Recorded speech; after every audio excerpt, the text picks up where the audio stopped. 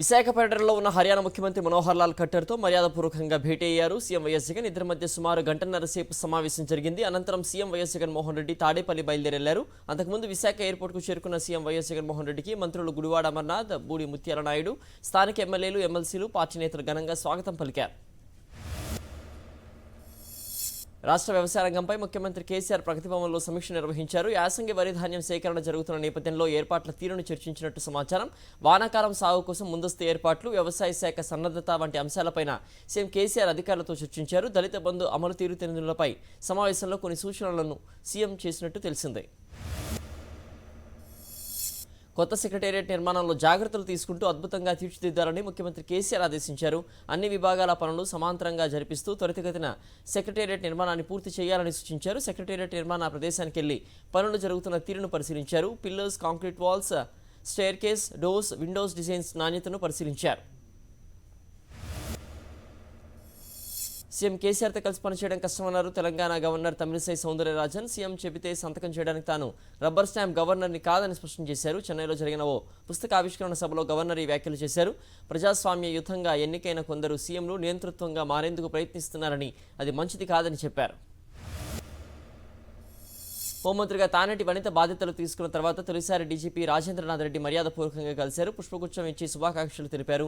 ఈ సందర్భంగా పలు అంశాలపై చర్చించారు. ఫ్రెండ్లీ పోలీసింగ్ పక్కాగా అమలు చేయాలని నిర్ణయించామని డీజీపీ రాజేంద్రనాథ్ రెడ్డి తెలిపారు. పోలీస్ స్టేషన్కు వచ్చే ఫిర్యాదులను వెంటనే పరిష్కరించేలా చర్యలు చేపడతామన్నారు. హైదరాబాద్ పార్లమెంటు నియోజకవర్గంలో మంత్రి కేటీఆర్ పర్యటించారు. పాత బస్తీ పరిధిలో పలు అభివృద్ధి పనులను ప్రారంభించారు. సర్దార్ మహల్ భవన పునరుద్ధరణ అభివృద్ధి పనులకు శంకుస్థాపన చేశారు. హైదరాబాద్ పార్లమెంటు పరిధిలో 495 కోట్ల రూపాయలతో అభివృద్ధి పనులు ప్రారంభించారు. బహదూర్పురా ఫ్లైఓవర్ను ప్రారంభించిన మంత్రి కేటీఆర్ మరో 5 అభివృద్ధి పనులకు శ్రీకారం చుట్టారు.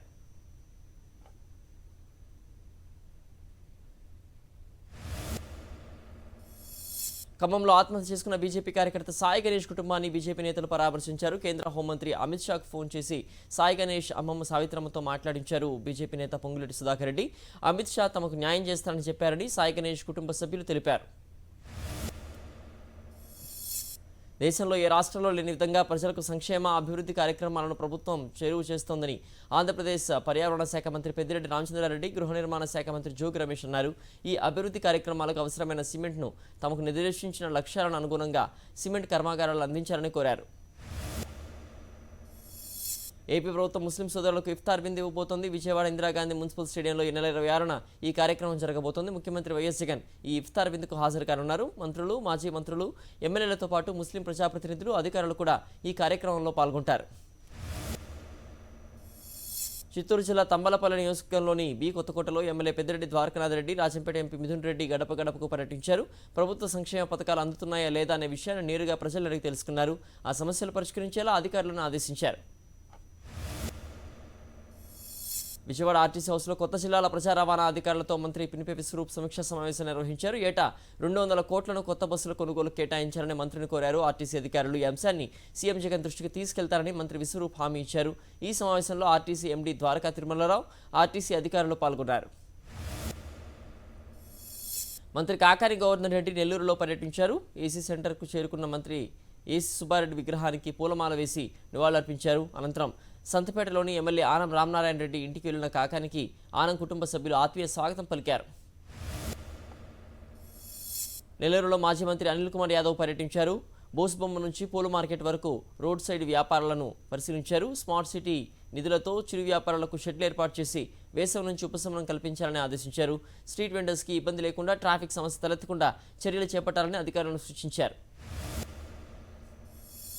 సీఎం వైఎస్ జగన్ వైద్య రంగానికి అత్యధిక ప్రాధాన్యతనిస్తున్నారని పరిశ్రమల శాఖ మంత్రి గుడివాడ అమర్నాథ్ అన్నారు. అనకాపల్లి ఎన్టీఆర్ మున్సిపల్ స్టేడియంలో ఎంపీ బీవీ సత్యవతి ఆధ్వర్యంలో ఏర్పాటు చేసిన ఆయుష్మాన్ భారత్ మెగా వైద్య మేళాను మంత్రి ప్రారంభించారు. ఈ మెడికల్ మేళాలో మంత్రి స్వయంగా బీపీ టెస్ట్ చేయించుకున్నారు. ఏపీ పర్యాటక శాఖ మంత్రి ఆర్కే రోజా తిరుచానూరు శ్రీ పద్మావతి అమ్మవారిని కుటుంబ సమేతంగా దర్శించుకున్నారు. మంత్రి కుటుంబ సభ్యులకు స్వాగతం పలికిన ఆలయ అధికారులు దర్శన ఏర్పాటు చేశారు. అనంతరం అమ్మవారి తీర్థ ప్రసాదాలు అందజేశారు. కర్నూలు జిల్లా వైఎస్ఆర్సీపీ జిల్లా అధ్యక్షులుగా మంత్రాలయం ఎమ్మెల్యే వై బాలనాగిరెడ్డిని నియమించడంతో అభిమానులు సంబరాలు జరుపుకున్నారు. ముందుగా కేక్ కట్ చేసి బాణసంచా పేల్చారు. అనంతరం బాలనాగిరెడ్డికి ప్రత్యేక అభినందనలు తెలియజేశారు. హైదరాబాద్ మణికొండలోని పుప్పాలగూడలో టీఆర్ఎస్ మైనారిటీ ఆధ్వర్యంలో ఏర్పాటు చేసిన ఇఫ్తార్ విందులో Chevella MP Ranjith Reddy, Rajendranagar MLA Prakash Goud, minority నాయకులు పాల్గొన్నారు. తెలంగాణ రాష్ట్ర ప్రభుత్వం ఏర్పడిన తర్వాత దసరా, దీపావళి, రంజాన్, క్రిస్మస్ అన్ని పండుగలు అన్ని వర్గాలు కలిసిమెలిసి జరుపుకోవడం సంతోషంగా ఉందన్నారు ఎంపీ రంజిత్ రెడ్డి. తెలంగాణ ప్రభుత్వం వైద్య రంగం కోసం కోట్లాది రూపాయలు ఖర్చు చేస్తుందన్నారు మంత్రి గంగుల కమలాకర్. అంబేద్కర్ స్టేడియంలో ఏర్పాటు చేసిన మెగా హెల్త్ క్యాంప్ను మంత్రి ప్రారంభించారు. స్టేడియంలో స్పెషలిస్ట్ డాక్టర్స్ చే నిర్వహిస్తున్న వైద్య పరీక్షలను పరిశీలించారు. అందరూ ఆరోగ్యంగా ఉండాలనే సంకల్పంతో హెల్త్ ప్రొఫైల్ అనే గొప్ప పథకాన్ని చేపట్టామని తెలిపారు. మేడ్చల్ జిల్లా జవహర్ నగర్ మున్సిపల్ కార్పొరేషన్ పరిధిలో ఏర్పాటు చేసిన ఇఫ్తార్ విందుకు హాజరయ్యారు మంత్రి మల్లారెడ్డి. ఈ కార్యక్రమంలో పాల్గొన్న మంత్రిని ముస్లిం మత పెద్దలు ఘనంగా సన్మానించారు. దేశంలో ఎక్కడా లేని విధంగా తెలంగాణలో కేసీఆర్ మైనారిటీలకు పెద్ద పీట వేశారన్నారు మంత్రి మల్లారెడ్డి. రవాణా శాఖ మంత్రి పువ్వాడ అజయ్ కుమార్ తన జన్మదినం సందర్భంగా యాదగిరి లక్ష్మీనరసింహస్వామి ఆలయ గోపురం స్వర్ణ తాపడానికి కిలో బంగారం అందజేశారు. అనంతరం ప్రగతి భవన్కు వచ్చిన సీఎం కేసీఆర్ ఆశీర్వాదం తీసుకున్నారు. బండి సంజయ్ చేపట్టిన ప్రజా సంగ్రామ పాదయాత్ర 6వ రోజు గద్వాల నియోజకవర్గంలో ప్రవేశించింది. ఉదండాపూర్ నుంచి మల్దకల్ వరకు సాగిన ఈ యాత్రలో దారి వెంట ఉన్న కూలీలు, రైతుల సమస్యలను అడిగి తెలుసుకున్నారు. కార్యక్రమంలో బీజేపీ జాతీయ ఉపాధ్యక్షురాలు డీకే అరుణ పాల్గొన్నారు. తన పాదయాత్రలో వైఎస్ విజయమ్మ జన్మదినాన్ని ఘనంగా వైఎస్ షర్మిల భద్రాద్రి కొత్తగూడెం జిల్లా కొత్తగూడెం నియోజకవర్గం లక్ష్మీదేవపల్లి మండలం క్యాంప్ వద్ద వైఎస్ విజయమ్మ జన్మదిన వేడుకలను జరిపారు. ఈ సందర్భంగా కేక్ కట్ చేసిన వైఎస్ షర్మిల వైఎస్ విజయమ్మకు తినిపించారు.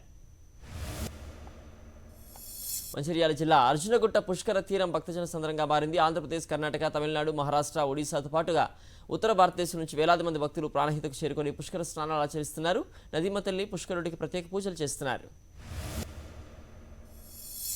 పంజాగుట్ట పరిధిలోని హాస్టల్ యజమానులతో ప్రత్యేక సమావేశం నిర్వహించారు సీఐ నరసింహరాజు. యజమానులు హాస్టళ్లలో సేఫ్టీ నిబంధనలు పాటించాలని, సీసీ కెమెరాలు, వ్యక్తిగత లాకర్లు ఏర్పాటు చేయాలని సూచించారు. సేఫ్టీ విషయంలో నిర్లక్ష్యం వహిస్తే కఠిన చర్యలు తప్పవని హెచ్చరించారు. ఏపీలో 10th పరీక్షల నిర్వహణకు ఏర్పాట్లు పూర్తి చేశామని విద్యాశాఖ అధికారులు తెలిపారు. ఈ నెల 27 నుంచి మే 6వ తేదీ వరకు పరీక్షలు జరగనున్నాయి. ఈసారి మొత్తం 7 పేపర్స్కు పరీక్షలు నిర్వహించనున్నారు. పరీక్షలు ఉదయం 9:30 నుంచి 12:45 వరకు జరుగుతాయి. ఎన్టీఆర్ జిల్లా అరండల్పేటలో ఏపీ బీజేపీ అధ్యక్షుడు సోము వీర్రాజు పర్యటించారు. ఏపీజే అబ్దుల్ కలాం పాఠశాలలో మధ్యాహ్న భోజన పథకాన్ని పరిశీలించారు. అనంతరం అంగన్వాడీలు అందిస్తున్న భోజనం గురించి అధికారులను అడిగి తెలుసుకున్నారు. తల్లి బిడ్డల సంక్షేమానికి కేంద్ర ప్రభుత్వం పెద్దపీట వేస్తుందన్నారు. అనంతపురం జిల్లాలో వక్కల స్మగ్లింగ్కు చెక్ పెట్టారు అధికారులు. 7 కోట్ల విలువైన వక్కలను స్వాధీనం చేసుకున్నారు. 7 లారీలను సీజ్ చేశారు. సుమారు 5 కోట్ల రూపాయల వరకు జరిమానా విధించేందుకు అధికారులు సిద్ధమవుతున్నారు. కర్ణాటక రాష్ట్రంలోని చిత్రదుర్గ ప్రాంతం నుంచి అత్యంత రహస్యంగా వెళ్తున్న 7 లారీలను ఆకస్మికంగా తనిఖీ చేయగా ఈ వక్కల వ్యవహారం బయటపడింది. ఏలూరు జిల్లా ద్వారకా తిరుమల మండలం సూర్యచంద్రరావుపేటలో పట్టపగలే ఓ ఇంట్లో చోరీ జరిగింది. ఇంటి తలుపు పగలగొట్టి బీరువాలోని బంగారాన్ని లూటీ చేశారు. ఈ క్రమంలో దొంగిలించిన బంగారు ఆభరణాలు తీసుకుని ఓ దొంగ పారిపోగా మరో దొంగను స్థానికులు పట్టుకున్నారు. అనంతరం ఆ దొంగని బైక్పై వెంట పెట్టుకుని స్థానిక పోలీసులకు అప్పగించారు. ప్రాక్టికల్ ఎగ్జామ్స్కు ఫీజు కట్టలేదని విద్యార్థులను బయటకు గెంటేసింది కాలేజ్ యాజమాన్యం. ఫీజు కడితేనే లోపలికి అనుమతిస్తామని తెలిపింది. దీంతో విద్యార్థులకు మద్దతుగా విద్యార్థి సంఘాల నాయకులు ఆందోళనకు దిగారు. ఈ వ్యవహారాన్ని కవరేజ్ చేయడానికి వెళ్లిన మీడియాపై కళాశాల యాజమాన్యం ఒంటికాలపై లేచింది. అడగడానికి మీరెవరంటూ చింతలేసింది. ఈ ఘటన కామారెడ్డి మున్సిపాలిటీ పరిధిలోని శ్రావణి ఐటీ కళాశాలలో చోటు చేసుకుంది. మహబూబ్ నగర్ పట్టణంలో ఈదురుగాలులతో కూడిన భారీ వర్షం కురిసింది. పట్టణ సమీపంలోని సత్యవన కాలనీలో ఇళ్లపై ఉన్న కవర్లు కొట్టుకుపోయాయి. చెట్లు, విద్యుత్ స్తంభాలు నేలకూలాయి. దీంతో కాలనీ వాసులు తీవ్ర ఇబ్బందులకు గురయ్యారు. విద్యుత్ సరఫరా నిలిచిపోవడంతో జనం అవస్థలు పడ్డారు. గుంటూరు జిల్లాలో సంచలనం సృష్టించిన మైనర్ బాలికతో వ్యభిచారం కేసులో రాజకీయ నాయకుల పాత్ర లేదని తేల్చి చెప్పారు పోలీసులు. మైనర్ బాలికతో వ్యభిచారం కేసులో మరో 10 మంది నిందితులను అరెస్ట్ చేశామన్నారు. నిందితుల నుంచి 10 సెల్ ఫోన్లు స్వాధీనం చేసుకున్నామన్నారు. ఈ కేసులో ఇప్పటి వరకు 74 మందిని అరెస్ట్ చేశామన్నారు. 35 మంది వ్యభిచార నిర్వాహకులు, 39 మంది విటులను అరెస్ట్ చేశామన్నారు. ఆన్లైన్ లోన్ యాప్ నిర్వాహకుల వేధింపులకు యువకుడు బలయ్యాడు. హైదరాబాద్ జియాగూడలో రాజ్ కుమార్ అనే యువకుడు ఉరివేసుకుని ఆత్మహత్యకు పాల్పడ్డాడు. రాజ్ కుమార్ ఆన్లైన్లో 12,000 రూపాయలు తీసుకున్నాడు. ఈఎంఐ ద్వారా 4,000 చెల్లించాడు. లోన్ సమయంలో రాజ్ కుమార్ స్నేహితుల ఫోన్ నెంబర్స్ను రెఫరెన్స్ కాంటాక్ట్స్గా ఇచ్చాడు. మొత్తం చెల్లించుకోవడంతో రాజ్ కుమార్ స్నేహితులకు లోన్ యాప్ నిర్వాహకుల మెసేజ్లు చేశారు. దీంతో మనస్తాపానికి గురైన రాజ్ కుమార్ ఇంట్లో ఫ్యాన్ కూరేసుకున్నాడు. వరంగల్ జిల్లాలో మెడికల్ పీజీ సీట్ల భర్తీలో బ్లాక్ దందా కొనసాగుతుంది. మేనేజ్మెంట్ సీట్స్ను ఎన్ఆర్ఐ కోటాగా మార్చుకునేందుకు ప్రైవేట్ కాలేజీలు ప్రయత్నిస్తున్నాయి. ఒక్కో సీటుకు 2 కోట్ల రూపాయల దాకా వసూలు చేస్తున్నట్లు ఆరోపణలు వస్తున్నాయి. ద్విచక్ర వాహనాలు అపహరిస్తున్న నిందితుడు గోపాల్ను అరెస్ట్ చేసి రిమాండ్కు తరలించినట్లు మియాపూర్ పోలీసులు తెలిపారు. నిందితుడి నుంచి 10 ద్విచక్ర వాహనాలు స్వాధీనం చేసుకున్నట్లు మాదాపూర్ డీసీపీ శిల్పవల్లి చెప్పారు. తెలంగాణ సరిహద్దులోని ఛత్తీస్గఢ్ రాష్ట్రం బీజాపూర్ జిల్లా మోకూరు అటవీ ప్రాంతంలో భద్రతా దళాలు మావోయిస్టులకు మధ్య ఎదురుకాల్పులు జరిగాయి. ఈ ఘటనలో ఒక జవానుకు గాయాలైనట్లు సమాచారం. విషయం తెలుసుకున్న బీజాపూర్ ఎస్పీ ఘటనపై సమీక్షించి సిబ్బందికి తగిన సూచనలు చేశారు. తిరుమలలో దర్శనానికి నకిలీ సిఫార్సు లేఖల దందా మొదలైంది. నిన్న తెలంగాణకు చెందిన ఎమ్మెల్సీ రఘోత్తమరెడ్డి పేరుతో ఓ భక్తుడు సిఫార్సు లేఖ తెచ్చాడు. ఈ లేఖను పరిశీలించిన టీటీడీ అధికారులను నకిలీగా గుర్తించారు. భక్తుడు యాదయ్యపై పోలీసులకు ఫిర్యాదు చేశారు టీటీడీ విజిలెన్స్ అధికారులు. దీంతో యాదయ్యపై చీటింగ్ కేసు నమోదు చేసిన పోలీసులు ఘటనపై విచారణ చేపట్టారు. హైదరాబాద్ పెద్దాంబర్పేట ఔటర్ రింగ్ రోడ్డుపై కూల్ డ్రింక్స్ కంటైనర్ బోల్తా పడింది. రోడ్డుపై పడిన థమ్సప్ బాటిల్స్ను అదే మార్గంలో వెళ్తున్న వాహనదారులు ఎత్తుకెళ్లారు. ట్రాఫిక్ను నియంత్రించాల్సిన ఓఆర్ఆర్ సిబ్బంది సైతం తమ విధులను మరిచి థమ్సప్ బాటిల్స్ పట్టుకెళ్లారు. దీంతో భారీగా ట్రాఫిక్ స్తంభించింది. కమిషన్ల ఆరోపణలు కర్ణాటక ప్రభుత్వాన్ని కుదిపేస్తున్నాయి. సివిల్ కాంట్రాక్టర్ సంతోష్ పాటిల్ ఆత్మహత్య ప్రకంపనలు కొనసాగుతుండగానే మరో వ్యవహారం వెలుగులోకి వచ్చింది. సంక్షేమ కార్యక్రమాల కోసం ముఠాలకు విడుదలయ్యే గ్రాంట్లలో 30% కర్ణాటక ప్రభుత్వం కమిషన్గా తీసుకుంటోందని బలేహుసూర్ మఠాధిపతి లింగాయత్ గురువు దింగలేశ్వర్ స్వామీజీ సంచలన ఆరోపణలు చేశారు. ప్రపంచ ఆరోగ్య సంస్థ ట్రెడిషనల్ మెడిసిన్ గ్లోబల్ సెంటర్ శంకుస్థాపన కార్యక్రమం గుజరాత్లోని జామ్నగర్లో జరిగింది. ప్రధాని మోదీ, WHO చీఫ్ టెడ్రోస్ ఈ గ్లోబల్ సెంటర్కు పునాది రాయి వేశారు. మారిషస్ ప్రధాని ప్రవీణ్ కుమార్ జుగ్నాథ్ కూడా హాజరయ్యారు. బంగ్లా ప్రధాని షేక్ హసీనాతో పాటు నేపాల్, భూటాన్ ప్రధానులు వర్చువల్గా పాల్గొన్నారు. బనాస్ డైరీ వంటి పాడి పరిశ్రమ రైతుల ఆదాయం పెంచడంతో పాటు గ్రామీణ ఆర్థిక వ్యవస్థను మరింత బలోపేతం చేస్తుందన్నారు ప్రధాని మోదీ. స్థానిక ఉత్పత్తులను గ్లోబల్గా ఎలా మార్చాలో బనాస్ డైరీ చేసి చూపించిందని కితాబిచ్చారు. బనస్కాంత జిల్లాలో 600 కోట్లతో నిర్మించిన కొత్త డైరీ కాంప్లెక్స్తో పాటు బంగాళాదుంప ప్రాసెసింగ్ ప్లాంట్ను ప్రధాని మోదీ ప్రారంభించారు. కాంగ్రెస్ అధినేత్రి సోనియా గాంధీతో మరోసారి భేటీ అయ్యారు ఎన్నికల వ్యూహకర్త ప్రశాంత్ కిషోర్. ఈ సమావేశంలో రాహుల్ గాంధీతో పాటు కమల్నాథ్, విజయ్ సింగ్, ముకుల్ వాస్నిక్, కేసీ వేణుగోపాల్, ఏకే యాంటోనీ తదితరులు పాల్గొన్నారు. 4 రోజుల్లో గాంధీలతో ప్రశాంత్ కిషోర్ భేటీ కావడం ఇది 3వసారి. శ్రీరామనవమి, హనుమాన్ జయంతి శోభాయాత్రల్లో వివిధ రాష్ట్రాల్లో అల్లర్లు చెలరేగిన నేపథ్యంలో ఉత్తరప్రదేశ్ ప్రభుత్వం అప్రమత్తమైంది. ఊరేగింపులు, శోభాయాత్రలకు సంబంధించి కొత్త మార్గదర్శకాలు జారీ చేసింది. ముందస్తు అనుమతి లేకుండా ఎలాంటి మతపరమైన ర్యాలీలు, యాత్రలు చేపట్టరాదని స్పష్టం చేసింది. శాంతి భద్రతలు కాపాడుతామని నిర్వాహకులు అఫిడవిట్ సమర్పించాలని షరతు విధించింది.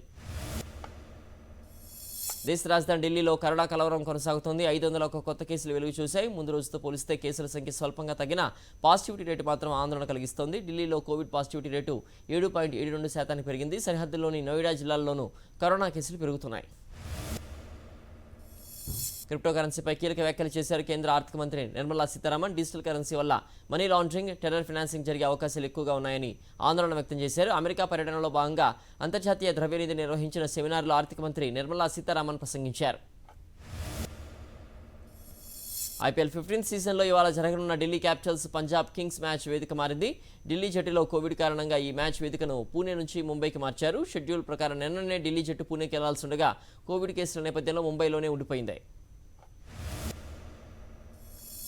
ఏలూరు జిల్లా జంగారెడ్డిగూడెం మండలంలోని శ్రీ మధ్య ఆంజనేయ స్వామిని దర్శించుకున్నారు సినీ నటుడు Sampoornesh Babu.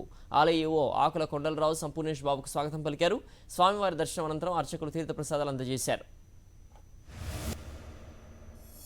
Telugu film chamber of commerce president Narayana Das K Narang కన్నుమూశారు. నారంగ్ వయసు 75 సంవత్సరాలు. ఏషియన్ మల్టీప్లెక్స్, ఏషియన్ థియేటర్స్ అధినేత అయిన నారంగ్ శ్రీ వెంకటేశ్వర సినిమాస్ బ్యానర్లో లవ్ స్టోరీ, లక్ష్య సినిమాలను నిర్మించారు. నారాయణ దాస్ మృతి పట్ల మెగాస్టార్ చిరంజీవి, పలువురు టాలీవుడ్ హీరోలు సంతాపం వ్యక్తం చేశారు. అందాల చందమామ కాజల్ అగర్వాల్ మగబిడ్డకు వెల్కమ్ చెప్పింది. కాజల్, గౌతమ్ కిచ్లు దంపతులకు పండంటి మగబిడ్డ జన్మించాడు. ప్రస్తుతం వార్త సోషల్ మీడియాలో వైరల్గా మారింది. కాజల్ కుటుంబ సభ్యులు, సన్నిహితులు, ఫ్యాన్స్ ఆమెకు పెద్ద ఎత్తున శుభాకాంక్షలు తెలియజేస్తున్నారు.